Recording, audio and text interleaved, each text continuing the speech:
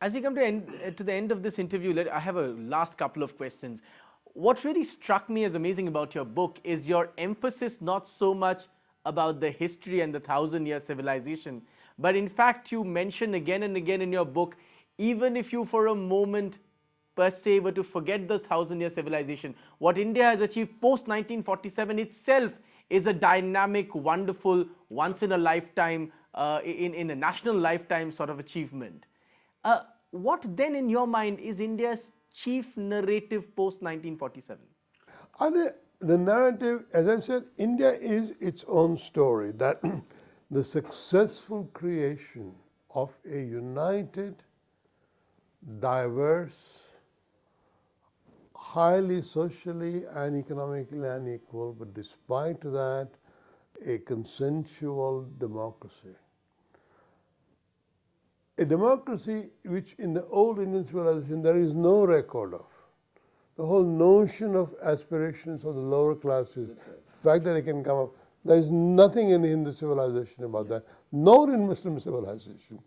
This is a great achievement. It's a combination of the imperial experience of Western enlightenment as well as the old things.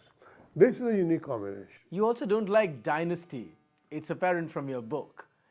Is that one worrying factor that you feel in India's next 20 years maybe?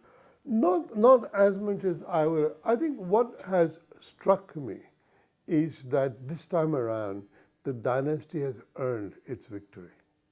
It lost out in 89 and it had to struggle hard to get back.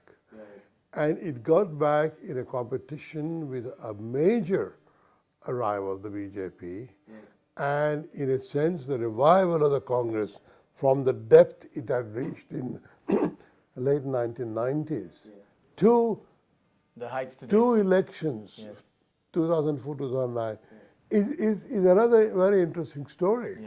And the fact that I think dynasty played a very important part in it, and in a sense the dynasty had to legitimize itself democratically through the voters. And that's India's great achievement. And that is India's great achievement. It is not a dynasty due to authoritarian regime.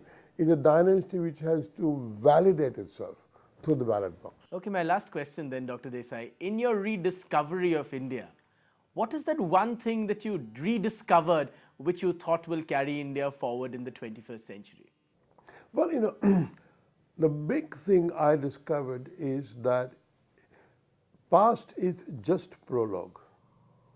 Don't be obsessed about 1,000, 2,000, 3,000 years of Indian history. That is not the most exciting thing about India. Because in pointing to that, we downplayed all the shortcomings of the past. Now it's all out in the open. It has to be settled. It has to be solved. It has to be solved consensually. And for me, don't dwell on the past. Don't have your narrative based on the past. Have your narrative forward-looking. Celebrate the achievements. Don't be shy, be confident, and go forward. Dr. Desai, always a delight, and congratulations, a wonderful new book. Meghnad Desai with his new book, it's called The Rediscovery of India. Thanks very much indeed. Thank you. Thank you, Hindol.